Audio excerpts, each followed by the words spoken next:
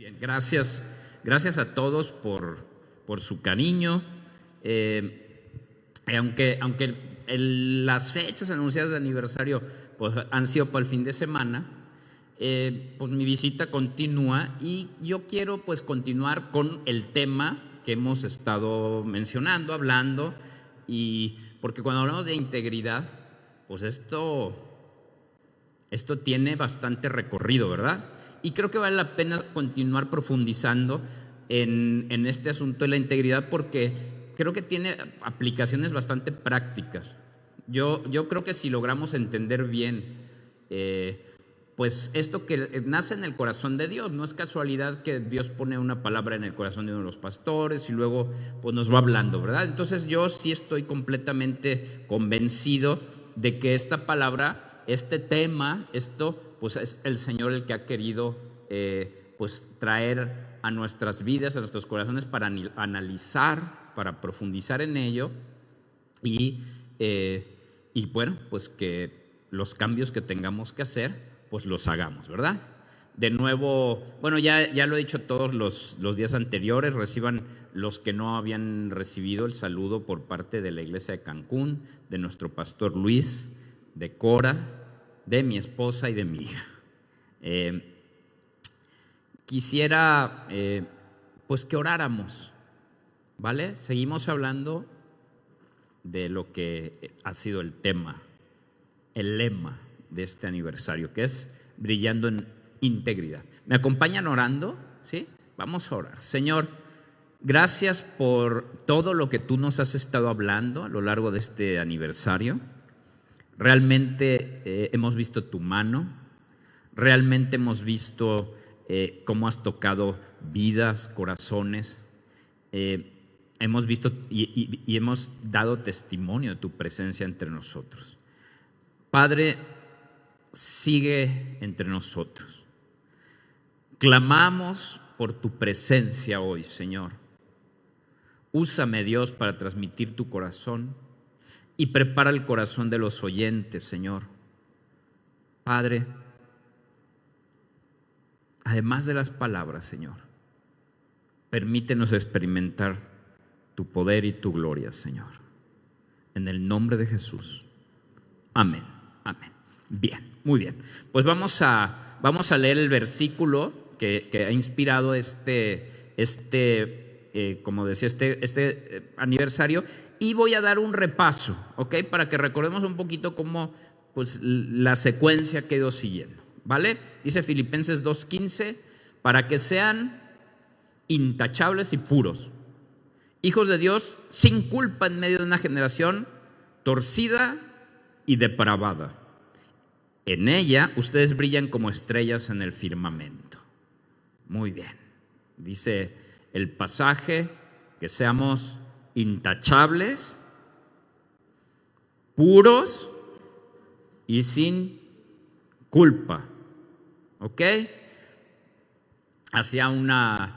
Trataba de darle el enfoque de lo que de una definición, ¿verdad? Para que tengamos claro cuando decimos integridad, ¿a qué me refiero? ¿Cuál es el enfoque? Y he tomado dos definiciones. La primera dice que no carece de ninguna de sus partes. Que no carece de ninguna de sus partes.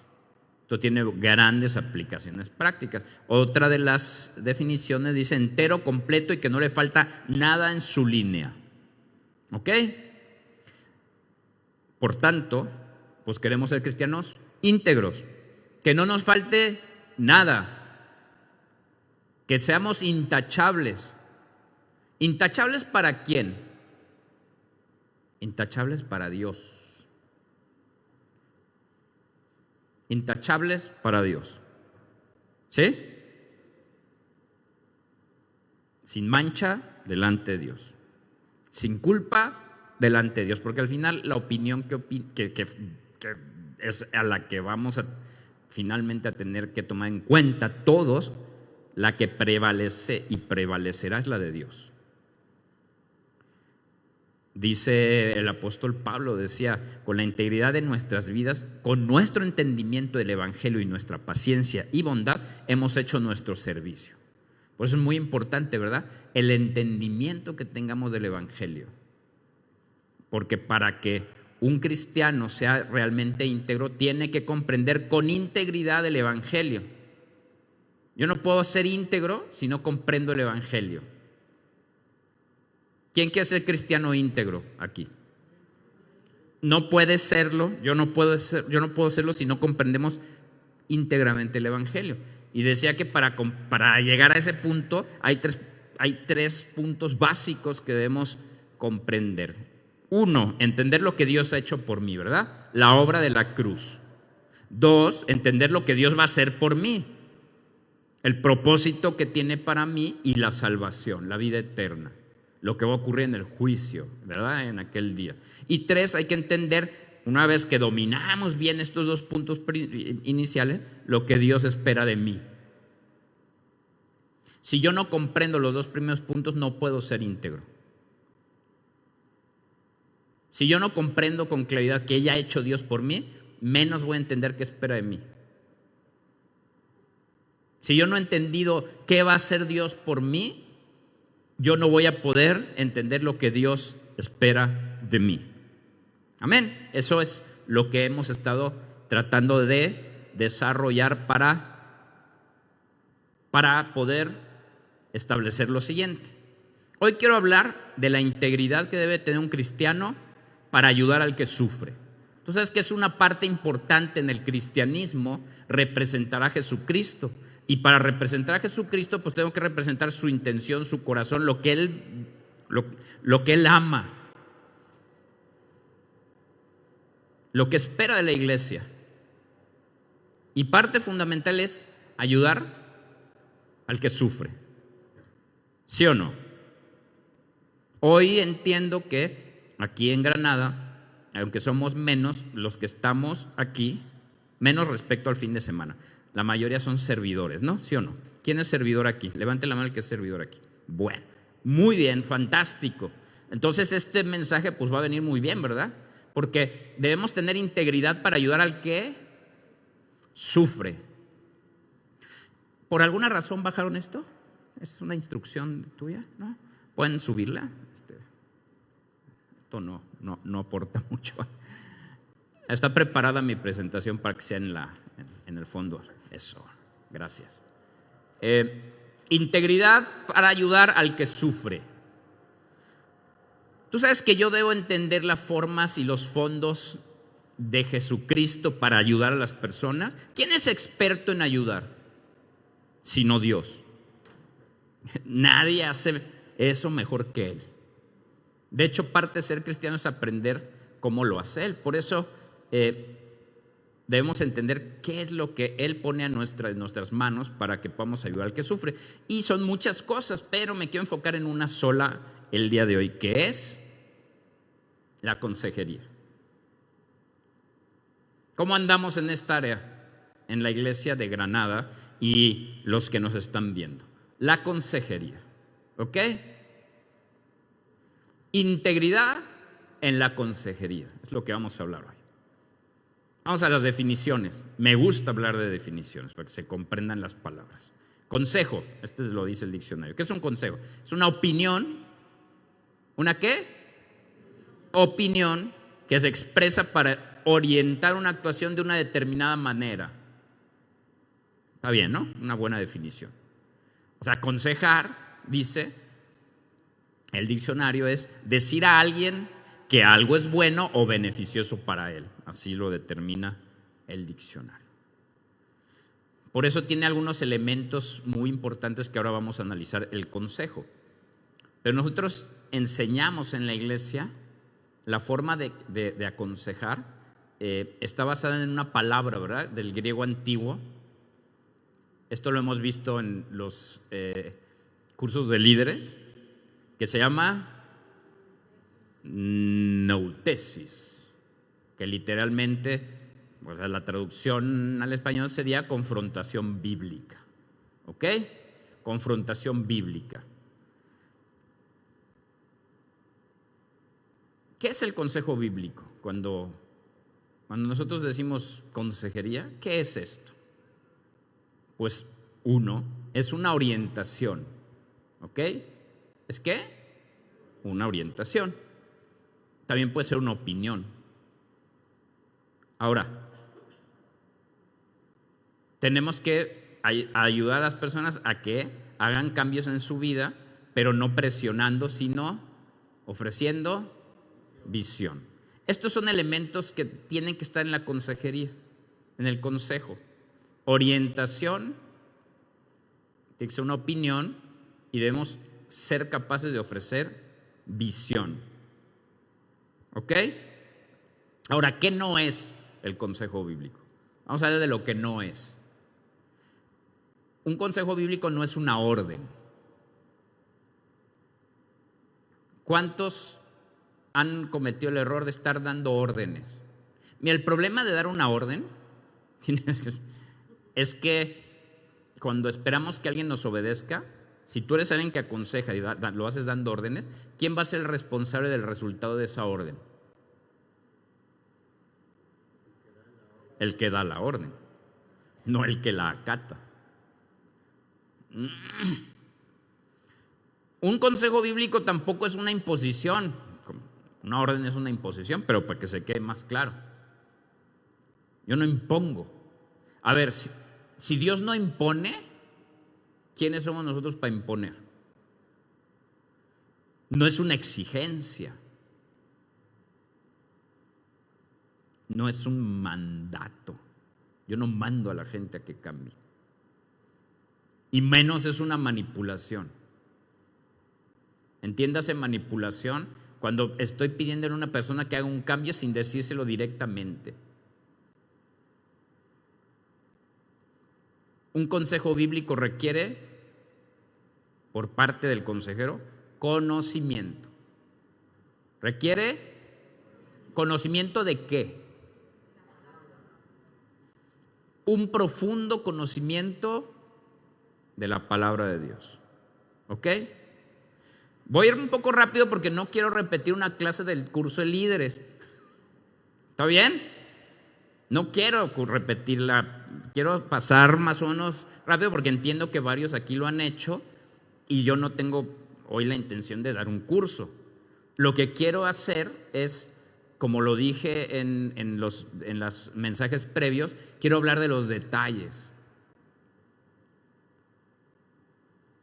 De los detalles, de las cosas que pasamos por alto en los cursos.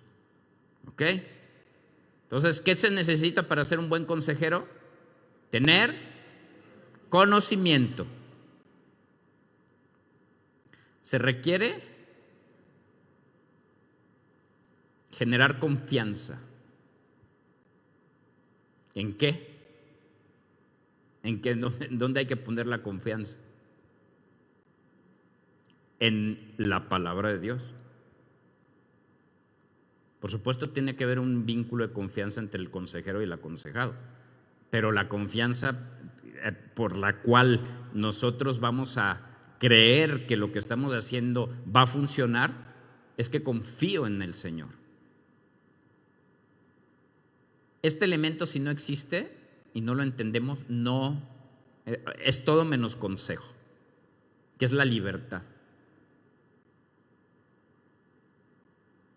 Por eso son consejos, no son imposiciones. Alguien que no respeta la libertad de otros son personas que se jactan de las victorias ajenas.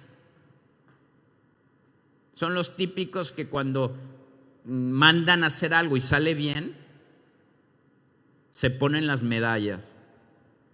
De eso no hay mucho aquí, ¿verdad? Pero vieras allá en Cancún. Hijo. Personas que buscan cuando se coarta la libertad, cuando coartamos la libertad.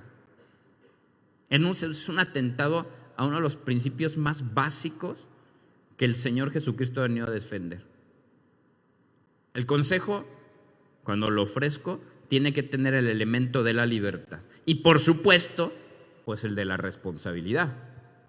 Porque si sale bien lo que estás aconsejando, ¿de quién es el mérito? del aconsejado.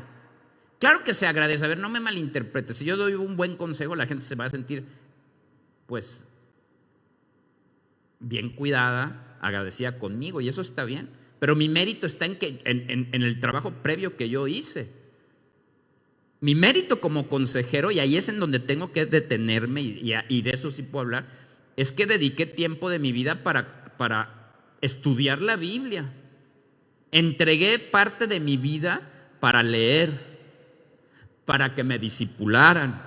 Me he comprometido, me he esforzado para buscar el punto de vista de Dios.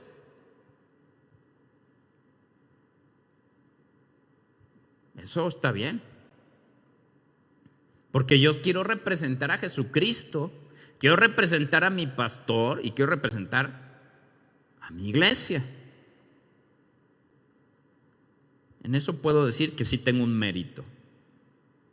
Pero al ofrecer un consejo, el consejo está basado en la Biblia, en la Escritura. Si la persona abraza ese consejo y le sale bien el asunto, lo único que yo puedo decir, puedo jactar y decir, mira, di un buen consejo. Mira, di un buen consejo, pero la victoria es de la persona.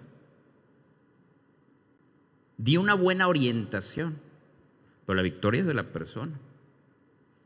Yo no robo el mérito. Esa persona echó mano de la fe. Amén, ¿se entiende? Ahora, por otro lado, si la cosa sale mal, si a la persona no le salió bien el asunto, tampoco es mi responsabilidad, porque yo puedo mantenerme diciendo, yo di un buen consejo. Por eso el resultado del consejo también está sujeto a la fe de la persona, al compromiso de la persona. Dicho de otra forma, es su responsabilidad. Yo tengo que esforzarme por dar un buen consejo. ¿Cuántas veces has oído hablar de un buen médico y de un mal médico? ¿Cuántas veces hemos hablado? Oye, ese es buen médico, ese es mal médico, ¿sí o no? ¿Y cuántas veces has hablado de ese es un buen paciente y este es un pésimo paciente? ¿Cuántas veces se habla de esto? No se habla, ¿verdad? Porque un buen médico con un pésimo paciente, ¿cuál es el resultado? Pues como que no fue a ningún médico. Porque el médico lo único que hace es dejar un tratamiento. Y el tratamiento requiere responsabilidad usando su libertad. Y si no se toma el tratamiento,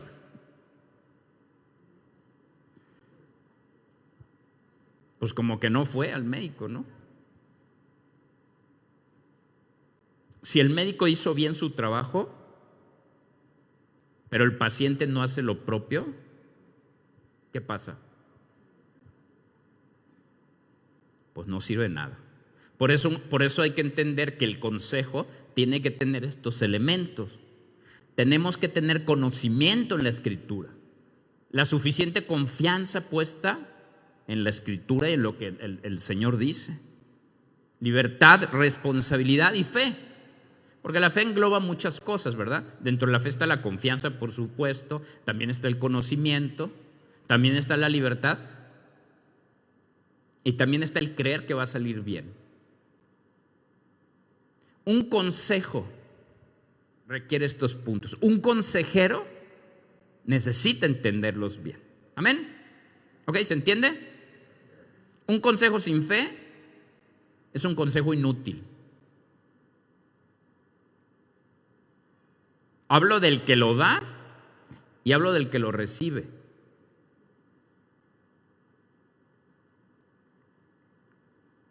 Mi consejo debe estar celosamente basado en lo que dice la Escritura y en mi comunión con el Espíritu Santo. Porque de esto depende un buen diagnóstico. ¿Qué hace un médico? A ver, ¿hay aquí algún médico? ¿No? ¿O alguien está estudiando medicina? ¿No? Bueno, ¿qué es lo que estudia un médico? A ver, ¿cuál es la función de un médico? ¿Cuál es? Curar. ¿Pero cómo lo hace? ¿Cómo? Estudia el funcionamiento del cuerpo, es una parte importante. ¿Qué más?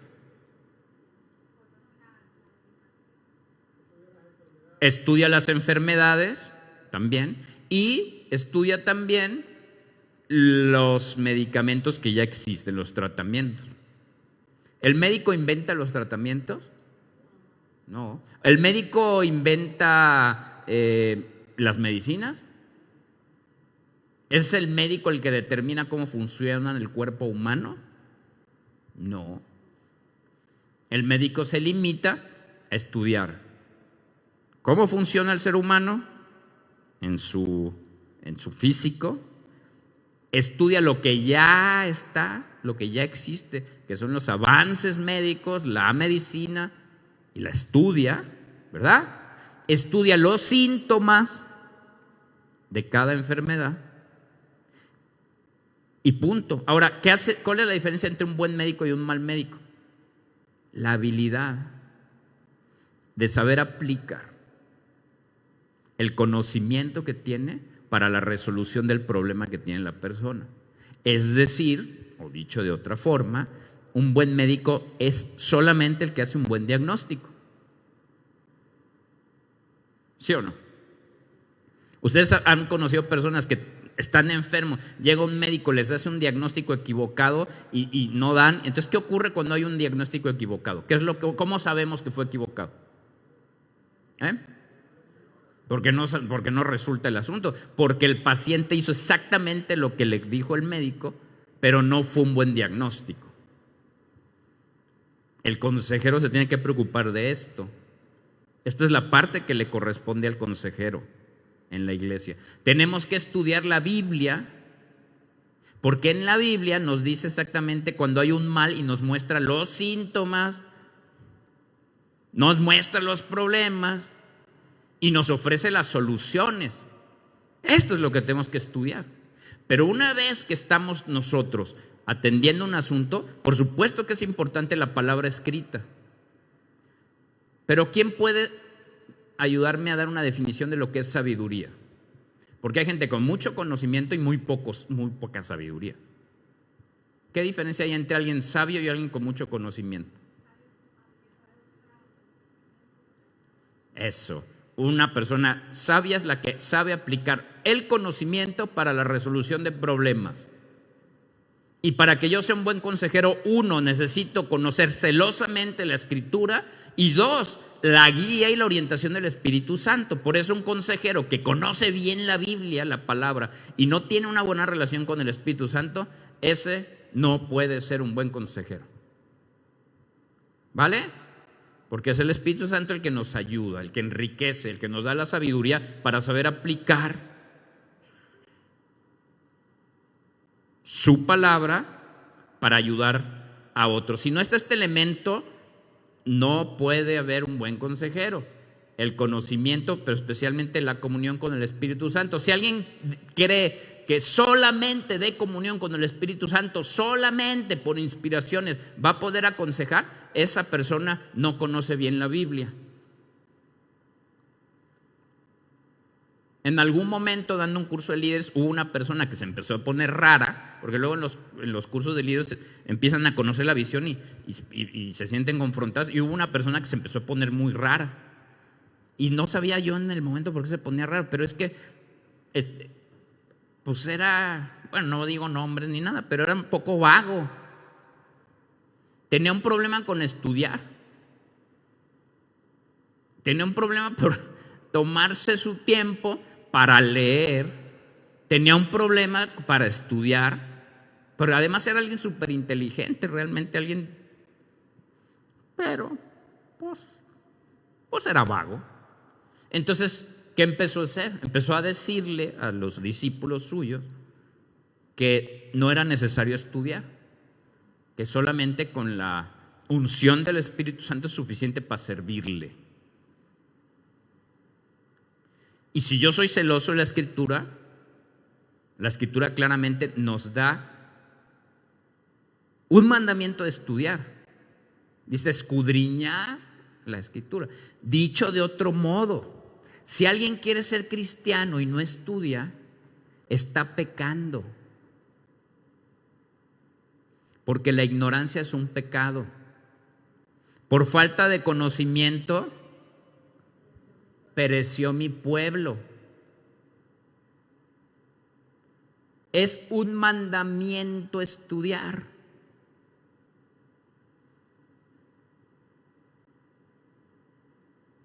El Señor, es que el Señor llamó a ignorantes, a poco estudiados, para servirle. Sí, sin duda. Yo el primero. Se impactaban de los apóstoles al principio de sus ministerios cuando decían, estos no tienen estudios, ¿sí o no? Pero así se quedaron. ¿Así se quedaron siendo ignorantes? No. Cambió el asunto. Se pusieron a estudiar, porque estudiar tiene que ver con poner atención, tiene que ver con interés. Es que yo no soy muy inteligente. Pues bienvenido al club, porque yo estoy muy lejos de ser muy inteligente. Pero siempre lo he dicho, la falta de dones naturales se compensan con esfuerzo y compromiso.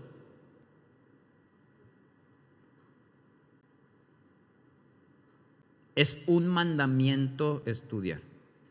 ¿Quién aquí resiste al discipulador cuando te mandan un libro para leer?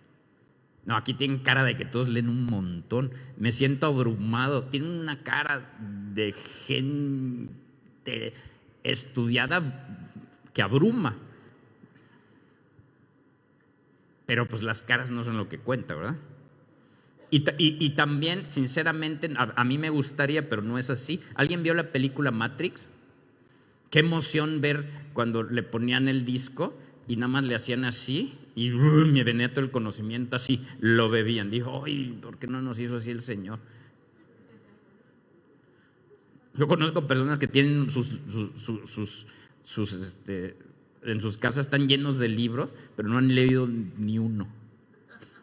Entonces, hermano, hermana, tocar los libros no te dan conocimiento, comprarlos tampoco. Hay que leerlos, hay que esforzarnos,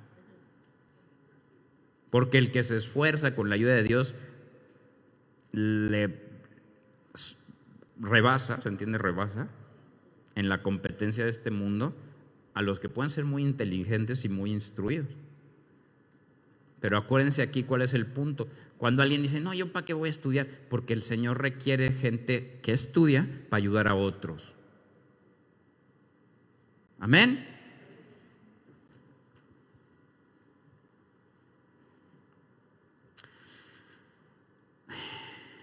La consejería no es algo automático. Y aquí es en donde sí quiero centrarme así mucho, ser incisivo en esto. Uno de los grandes errores en el consejero es que de pronto pareciere que los detalles se empiezan a pasar por alto.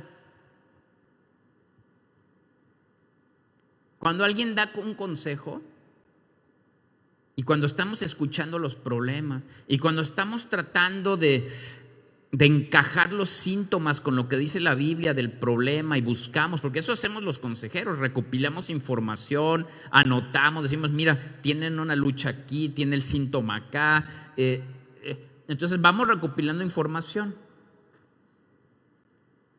Y una vez que creemos que tenemos un diagnóstico, pues viene el consejo. Hay cosas que no podemos omitir.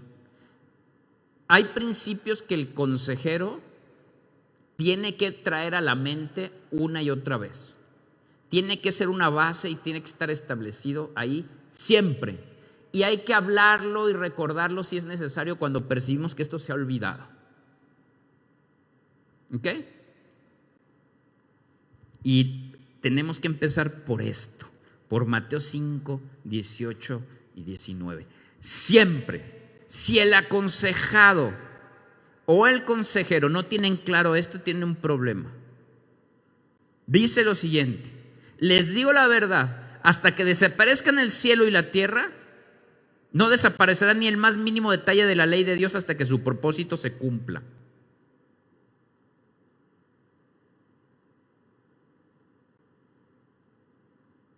Entonces, si no hacen caso al más, ¿qué?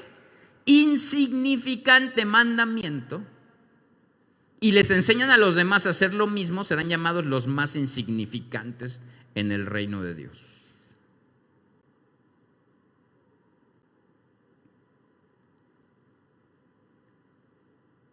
Hombre, esto dice el Señor Jesús, de su boca salió.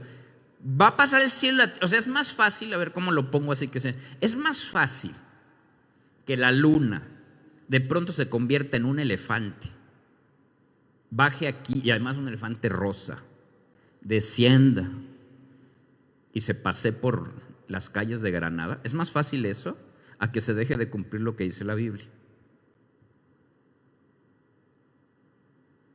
Es en serio esto que le estoy diciendo.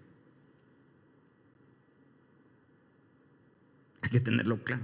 Entonces, cuando el mundo hoy toma mandamientos de la Biblia y los tergiversa, y la sociedad empieza a enseñar que cosas que el Señor llama pecado no lo son, que cosas que el Señor dice que están mal hoy en día dicen son retrógradas, que el Señor dice hoy en su palabra qué es amar y qué no es amar, y alguien le quiere cambiar el asunto, esa persona está totalmente confundida y en tinieblas. Y el problema es que en la iglesia, si nosotros no tenemos claridad, es tremenda la presión que hay para convencernos día y noche de que lo que la Biblia dice no es. Porque una de las cosas que hace la incredulidad, es de las primeras, es tratar de que nosotros en nuestro corazón este pasaje que acabo de leer pierda fuerza. Una característica de alguien que ha caído en la incredulidad es que ha perdido de vista este pasaje. Es un demonio que distorsiona esto. No va jamás a dejarse de cumplir lo que dice la Escritura. Mira al que tienes a un lado y dile, jamás se va a dejar de cumplir. Jamás. Oye, pero es que suena exagerado que una mentira merezca el infierno. Dile, jamás. Oye, pero no es tan malo a veces robar para comer, ¿no? Jamás. Porque el corazón del hombre siempre quiere estar, pues así somos. Ahora que pues, tengo bebé, y los que son papás lo saben, ¿no? El pulso que echamos, ¿no? Desde niño, ¿no? Vamos midiéndole a los papás, vamos midiendo a ver hasta dónde llega su autoridad, y vamos viendo a ver hasta dónde les podemos gobernar nosotros. Es parte de nuestra naturaleza pecaminosa. A ver, sí, ya me dijo que está mal. A ver, ahí está mi hija, ya empieza a dar pasitos así como, no, y empieza como, a ver, no tires esto, Victoria, no se tira esto.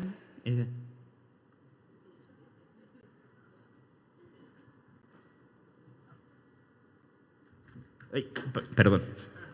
Y lo tira, probando a ver si los límites los determina ella o los determina papá. No podemos perder esto de vista, nunca. Lo que dice la Escritura, eso es lo que dice. La misericordia de Dios justamente se manifiesta mostrándonos el camino al final de nuestras decisiones. Nos pone ejemplos de todo tipo. Si alguien toma esta decisión, su camino termina ahí. Si otra persona toma aquella decisión, su camino termina allá. Y lo dice clarísimo, ¿verdad? Incluso hay que tener cuidado con lo que son advertencias, ¿no? Porque hay unas cosas que dice, mira, aquí hay cosas que van a tener consecuencias de este tipo, y aquí hay otras que van a tener de otro tipo. Yo hablaba con el pastor Coque y le decía que conocemos a algunas personas que han entrado en institutos bíblicos, que han vivido en un ambiente evangélico por muchos años. Entonces, hablábamos en algún momento de el pasaje aquel en donde Noé se emborracha. No es Noé, perdón. Hablé de otro pasaje. Cuando viene... ¿Sí es Noé? Sí, ¿verdad? Sí, es Noé. ¿Se acuerdan del pasaje de Noé? Ok, entonces, ¿qué ocurre? ¿Qué dice la Biblia? Que se emborracha, entonces va pasando por ahí su hijo, ¿verdad? Cam, y de pronto lo ve y va por los hermanos. Vengan a ver al papá mío. Se puso una buena, se echó una fiesta buena y mira cómo acabó, ja, ja, ja, ja, ja. Entonces dice la Biblia que por ese hecho, por ese acto, vino una tremenda maldición sobre Cam y sobre su descendencia. Y se sabe que parte o sea, la descendencia de este hombre, pues han sido las personas que han vivido en África, que por siglos han sufrido de esclavitud. O sea, la maldición que emitió Noé a Cam, siempre vas a ser esclavo de tus hermanos, se cumplió hasta hoy. Y entonces, claro, cuando alguien que vive en un ambiente en donde le parece que el pecado no es tan pecado, porque para Dios el pecado es como un trozo de, ¿cómo lo digo?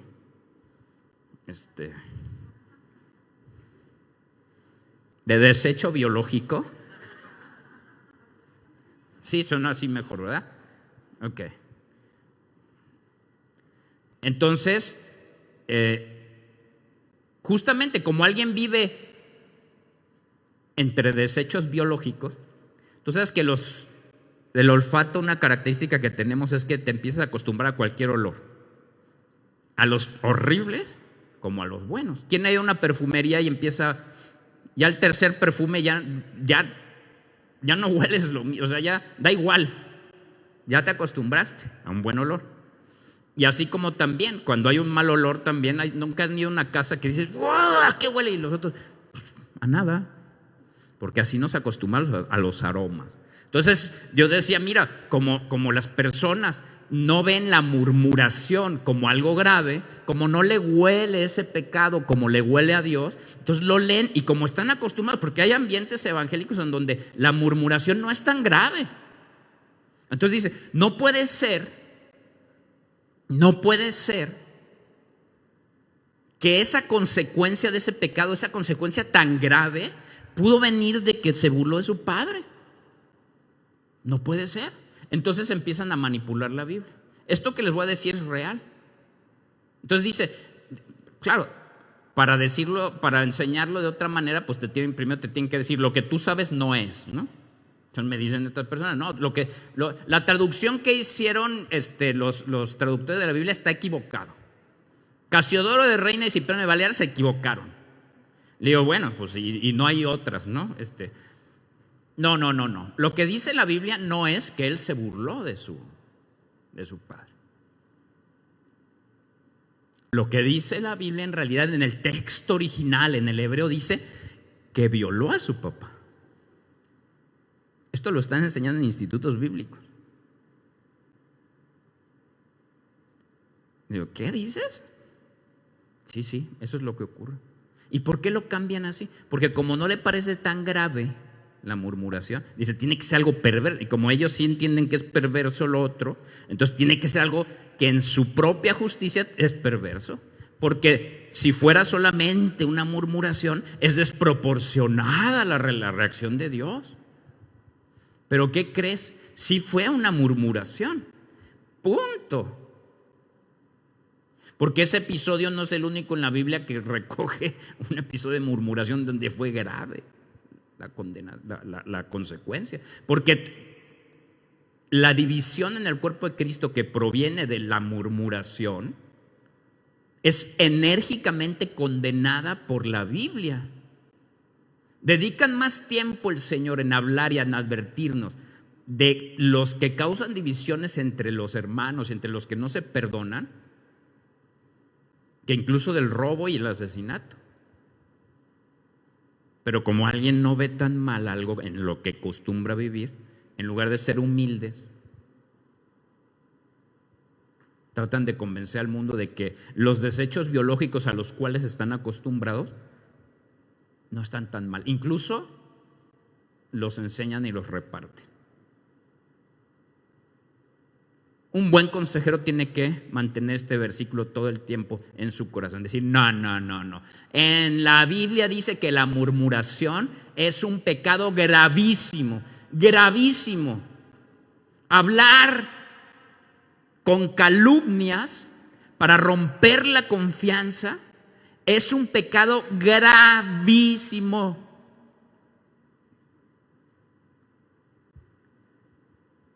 Porque si tú no te das cuenta y sigues murmurando, lo que dice la Biblia que va a venir de consecuencia sobre tu vida va a venir.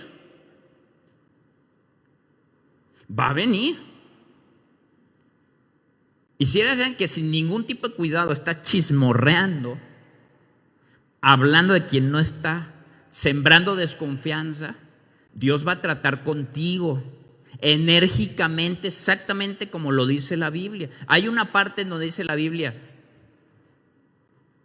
que Dios destruirá al que destruye el cuerpo, ¿sí o no? ¿No dice eso?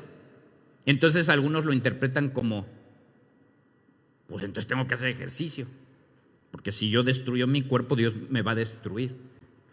Yo estoy convencido que ese no es el significado exacto.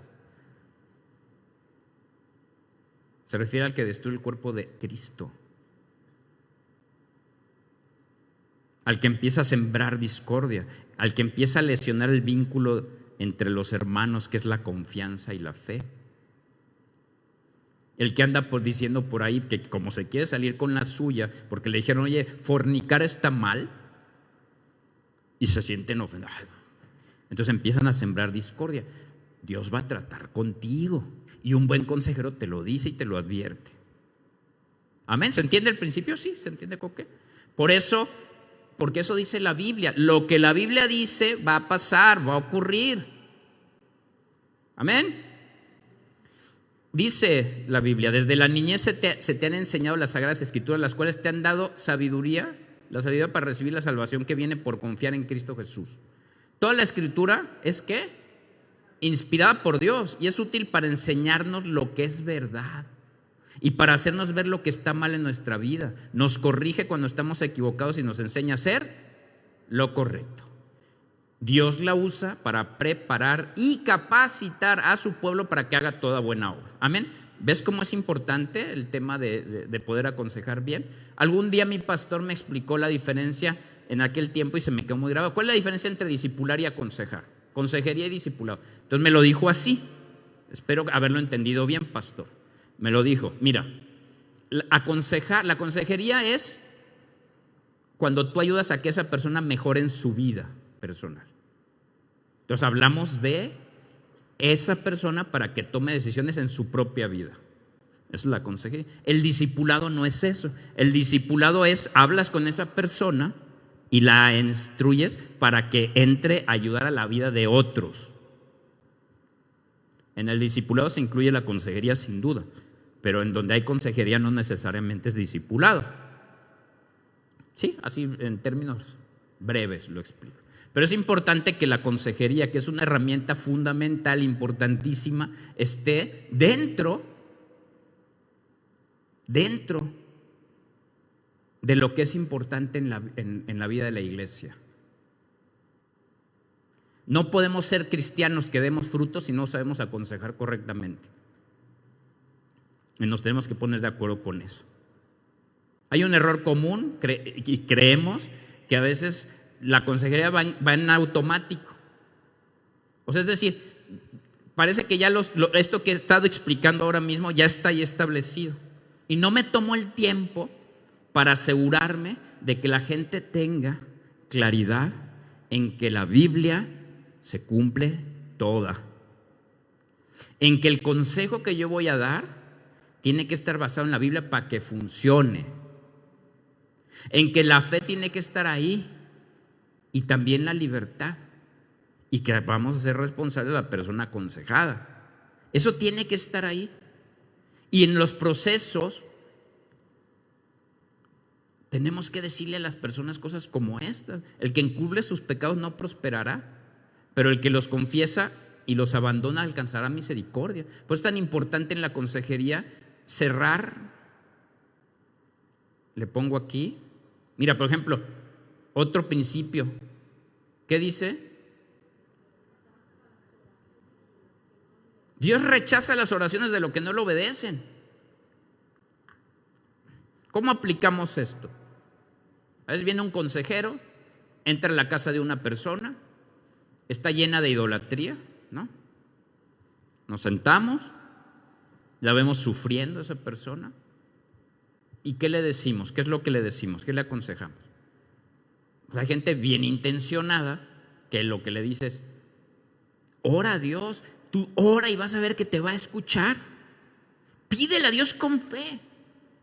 Voy a orar por ti. Señor, bendice que salga de sus problemas. Gracias en el nombre de Jesús. Y se van. Eso está bien. Es que esto, lo que acabo de leer, se va a cumplir. ¿Para qué mando orar a alguien que Dios va a rechazar su oración? A ver.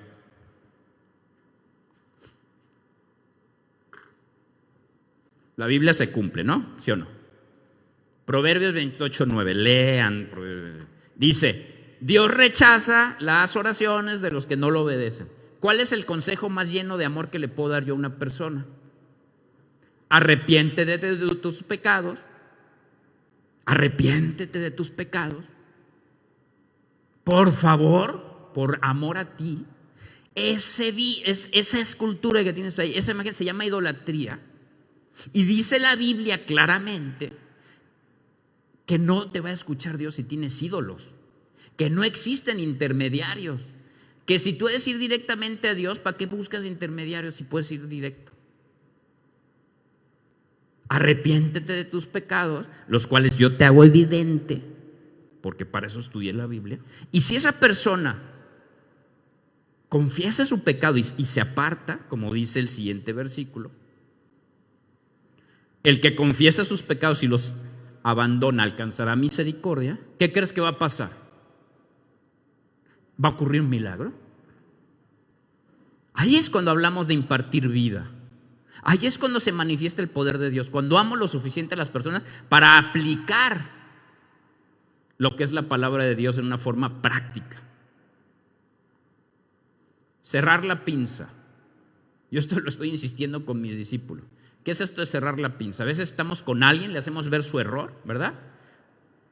Llega un niño de la escuela, ¿verdad? Llega un niño y trae pues un lapicero que no es suyo en la mano. Entonces son unos papás que aman a Dios, que son cristianos, porque sabes que hay que dar consejo en casa, ¿verdad? Entonces le dices a tu hijo. El consejero temeroso de Dios le va a decir, mi hijito, lo que acabas de hacer, hijo, es un pecado, se llama robar. Tomar cosas que no son tuyas es pecado. ¿Cuántos papás hacen una cosa así? Pues sí, aquí lo hacemos, ¿no? Yo cuando vea que eso haga mi hija, lo tengo que hacer. Pero lo he hecho con los hijos de otros. Porque llevo años sirviendo, ¿verdad?, en la iglesia. Entonces, hay quien dice, alguna vez lo he escuchado, ay, no exageremos, es un lapicito. Sí, hoy es un lapicito y mañana, ¿qué va a ser? Pero sea un lapicito, sea un céntimo, o sea un coche, sigue siendo robo y sigue siendo pecado. Y si alguien practica el pecado, él se va a ser esclavizado del pecado. Y si ese niño no es atendido bien, va a ser un ladrón. ¿Qué dice la Biblia que hay que hacer cuando ves que un niño ha tomado un lápiz que no es suyo? Explicarle que está mal. Número 2, ¿qué tiene que hacer el niño? Devolverlo al dueño. Número 3, pedirle perdón. ¿A quién? A Dios y al afectado. Luego, restituir. Si yo llego y le digo al niño,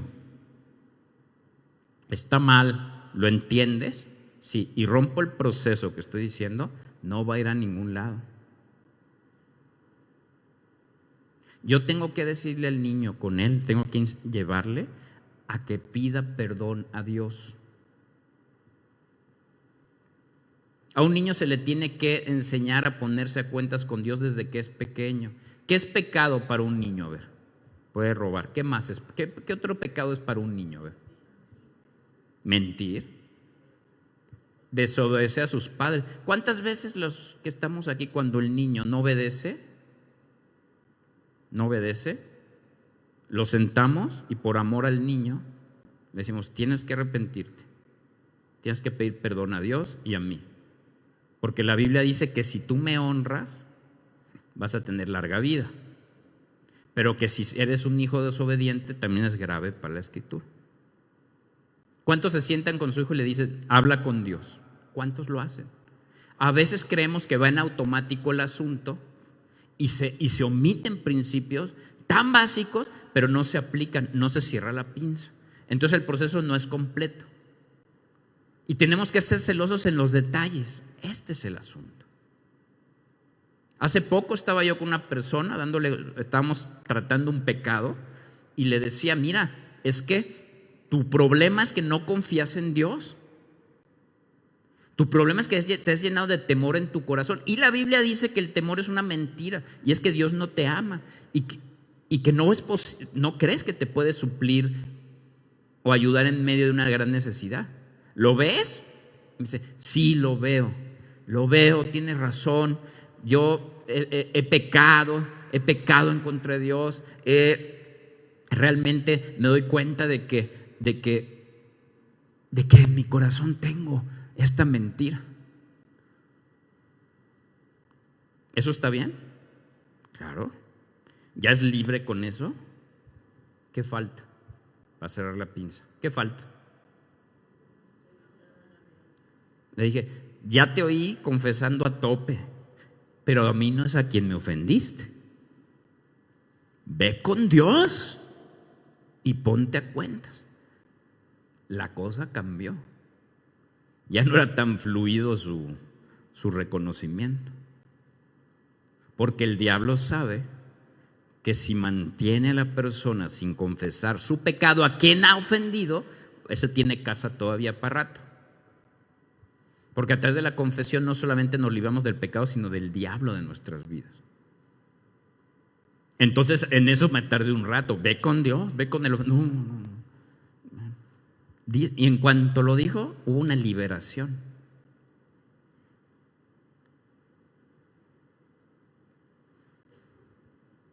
Oye, ¿ya pediste perdón por tu pecado? Sí, ya fui con Dios. ¿Sí? ¿Y ya fuiste con tu esposa? No, pues es que me va a hacer una broma. No, si confieso, va a ser un problemón. La voy a perder.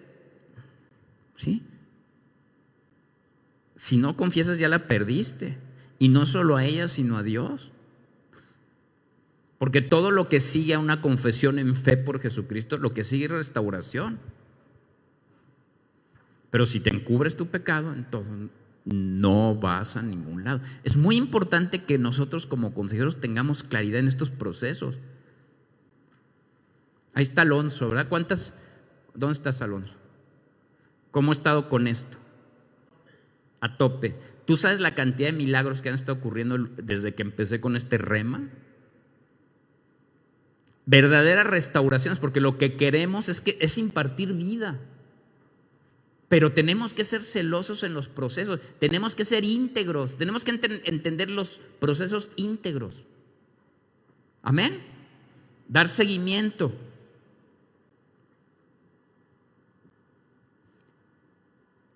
Confesión, restitución y seguimiento. Si no hay confesión, no hay libertad.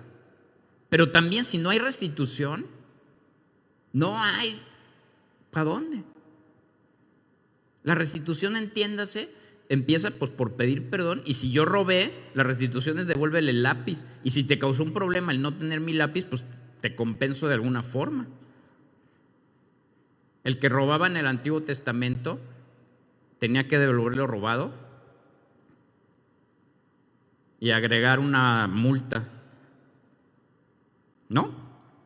Cuando llegó Zaqueo, el recaudador de impuestos, que recibió a Jesús, dijo, si he defraudado a alguien, ¿qué dijo? Voy a devolvérselo. Pero luego fue más allá de la ley, porque lo que estaba recibiendo era la gracia. Y le devolveré 4 veces más. ¿Quién se acuerda de esa declaración de Zaqueo? ¿Y qué dijo Jesús? Ha llegado la salvación a la vida de esta persona. Confesión, restitución y luego hay que dar seguimiento. Porque tenemos que entender que el diablo no se queda con los brazos cruzados. La persona va a tener que salir ahí a combatir en su corazón contra sus tentaciones. Y hay que estar pendientes. hay que estar pendientes.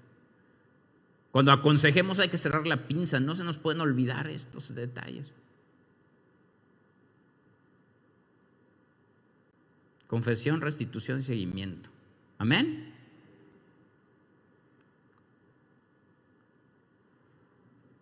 Puede pasar a los músicos. Quiero orar, quiero que oremos. Aquí hay servidores. Necesitamos crecer para que la vida cristiana en las personas pueda ser mucho más real. La iglesia tiene herramientas poderosas para ayudar a otros, pero tenemos que ser íntegros utilizando esas herramientas. No podemos omitir cosas que son reales. Lo decía yo en los mensajes anteriores. Si una botella es de arsénico, es venenosa, la sociedad ha querido quitar la etiqueta de veneno, poniéndole etiquetas de que es bueno. Nosotros tenemos que denunciar lo que es pecado, ponerle la etiqueta. Sergio, es que si yo digo que Dios dice que es pecado la homosexualidad, nos va a caer. Pues estoy citando lo que dice la Biblia. Y lo dice así de claro. Lo dice así de claro. ¿Por qué condenas a las personas que tienen esas tendencias? No, yo no lo estoy condenando.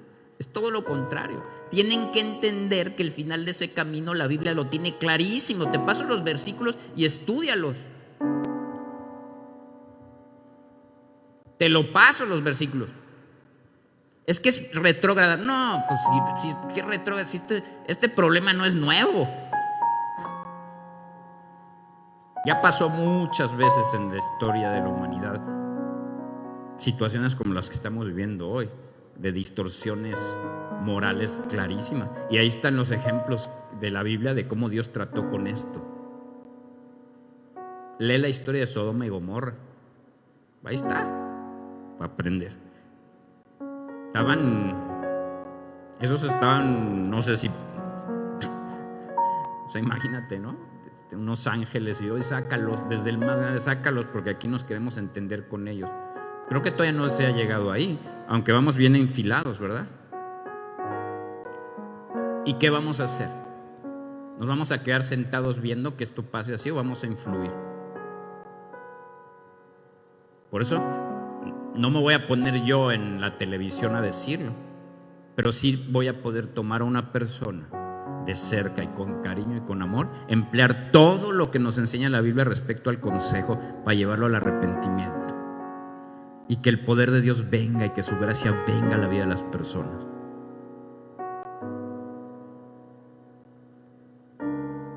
No temas. Tenemos que estudiar y ser celosos. No se vale ser el fósil. ¿Se acuerdan de fósil, no? El que lleva años en el evangelio y andan nada más haciéndole bullying a los nuevos. Dicen, tú no sabes. Y el otro está, y la persona está viviendo un cristianismo gris. Su familia hecha pedazos. No ven nada de parte de Dios, nada. Eso es muy triste. La Escritura tiene poder si lo usamos bien. Dice que es una espada que hay que saber emplear. Y nosotros tenemos en nuestras manos el poder del Espíritu Santo para llevar vida a las personas. La gente está ávida de recibir milagros. Amén. Yo el sábado oramos por personas para que sanaran, cuando hablamos de la cruz de Cristo y la cruz tiene poder. Y yo sé que Dios hizo cosas, pero nadie se ha acercado a dar testimonio. Ahí les hago un llamado a los que pasaron cosas, y si no pasaron visiblemente, te aseguro que sí pasaron. Yo no tengo por qué dudar de que ocurrió. Pero es verdad que si estoy en un lugar donde no pasan muchas cosas, no es porque Dios no quiera hacer cosas, es porque está fallando la consejería en el lugar. Si en mi iglesia no están pasando todas las cosas que dice la Biblia que está pasando, tengo que revisar si estoy dando bien y usando bien los elementos que Dios me da para bendecir a las personas, que sean libres. Parte de la vida de la iglesia es confrontar el pecado y erradicarlo como una costumbre, como una cultura. No podemos, especialmente aquí en Europa, no podemos como iglesia abrazar los principios del mundo. No podemos.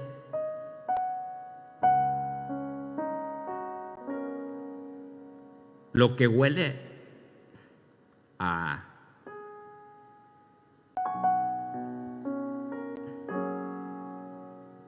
huevo podrido, ese es otro que huele feo, ¿eh? ¿Alguien ha olido un huevo podrido alguna vez? Es nefasto. Bueno, que nos empiece a oler así el pecado de nuevo. Que nos huela así. ¿Sabes cómo sufre la gente por el pecado?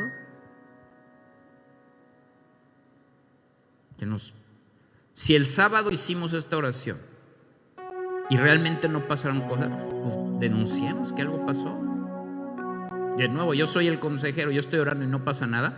Señor, perdóname, si es mi incredulidad me arrepiento. Pero tiene que pasar lo que tiene que pasar. La Biblia dice que pasará el cielo y la tierra, pero tu palabra se seguirá cumpliendo. Si hay que decidir entre quién se equivoca, me equivoco yo, no tú, Señor. Cuando las personas venían quebrantadas buscándote para que les ayudaras, tú les dabas a todos, les respondías en su necesidad. Ahora sí veo que también a Jesús negando milagros. ¿Sabes cuándo negaba los milagros? Cuando venían los soberbios a probarlo. A ver, si tú eres Dios, danos una señal, decían los fariseos. Y decía, les voy a dar nada. A eso sí se los negaba. A Herodes, ¿no? A ver, hazme un milagrito. No. Pero venía alguien quebrantado, humilde, hijo de David, tú eres el Mesías, ten misericordia de mí. Y ocurrían grandes milagros. Nos tenemos que preguntar por qué a veces en las familias no ocurren. ¿No será que está fallando? ¿Que estamos confrontando sin amor el pecado? ¿No será que en la vida de la iglesia está metido algo que pueda estar impidiendo la bendición de Dios y nos estamos acostumbrando al aroma? ¿No será que hay un espíritu de temor diciendo no hables muy alto de santidad porque nos van a venir a meter a la cárcel? ¿No será? ¿No será que no estamos usando bien la herramienta del consejo? Digo yo quiero revisarme y quiero crecer. Y si mi fruto me está diciendo que no veo muchos milagros, pues hasta donde tenga que llegar. Porque sea Dios veraz y todo hombre mentiroso. Porque tiene que ocurrir. Porque el diablo se tiene que ir. Porque el Señor llevó nuestras enfermedades en su cuerpo. Y está vigente. Porque persiguieron a mis hermanos antes que nosotros desde el primer siglo. Y tenían que negar su fe públicamente y preferían ir a la muerte públicamente. ¿Dónde está ese celo? ¿No será que tenemos que empezar a hablar de estas cosas con más claridad?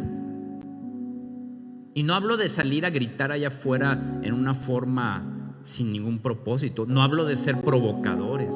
Hablo de saber usar la palabra con sabiduría, con la gracia del Espíritu, con la humildad que tiene Dios, que vaya avanzando. Y cuando avanza el reino de Dios es imparable.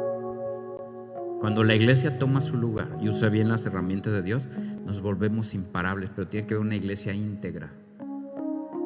Eso es brillar en la oscuridad. Tenemos un tiempo buenísimo en el que estamos viviendo, porque está bastante oscuro el tiempo. Con poquito que hagamos vamos a brillar un montón.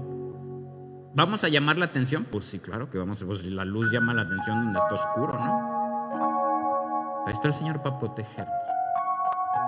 Haz una reflexión en tu corazón. ¿En tu casa estás aconsejando bien?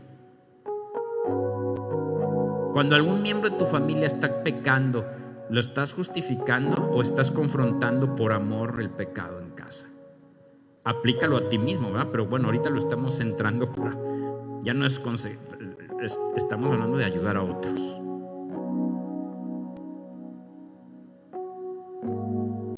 La consejería tiene que haber integridad en la misma. ¿Está bien? Ok.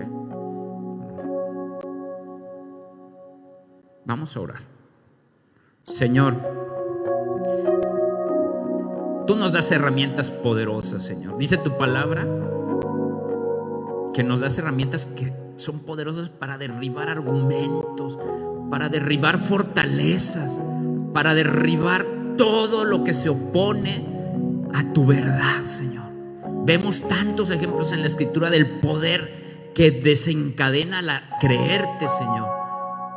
Cómo el diablo se repliega, Señor, en sus ataques.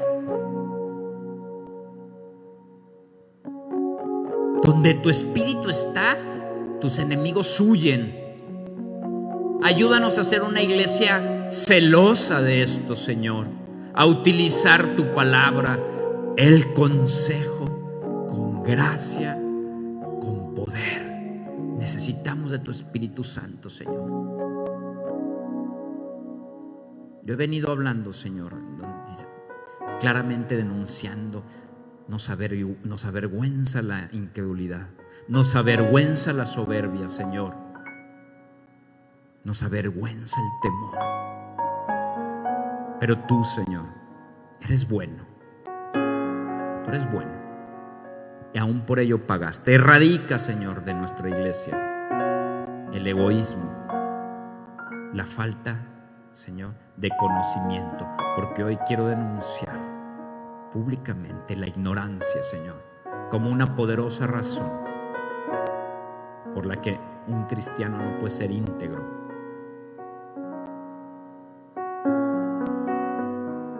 Quiero preguntar, ¿hay aquí alguien que pueda reconocer que debería estudiar más, que debería estar más preparado en la palabra de Dios, que por el tiempo que llevan ya deberían de manejar mucho mejor las armas que da el Señor, y no lo han hecho por negligencia, porque pues, no se han comprometido a estudiar y quieren pedirle perdón a Dios y hacer un cambio real? Ponte de pie, los demás con nuestros ojos cerrados. Este es un compromiso. El que se ponga de pie se va a comprometer a estudiar más, a aprender más, a pedir que le instruyan para enseñar a ser mejores consejeros. La iglesia necesita consejeros serios, que representen a Dios, no a la sociedad, que representen a Jesucristo, no los valores inmorales que la sociedad hoy abraza. Dios les bendiga. También el llamado es para aquellos que sí han leído, sí conocen la Biblia, pero no han sabido aplicar correctamente los principios bíblicos para resolver problemas. El fruto es claro cuando alguien lo hace bien.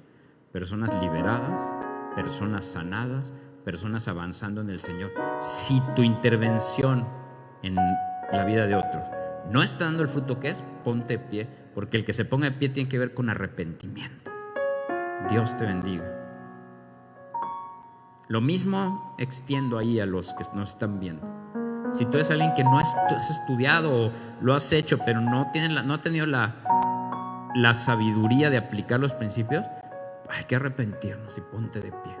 La ignorancia es un pecado. Vamos a hacer una oración. Dile ahí: Señor, perdóname.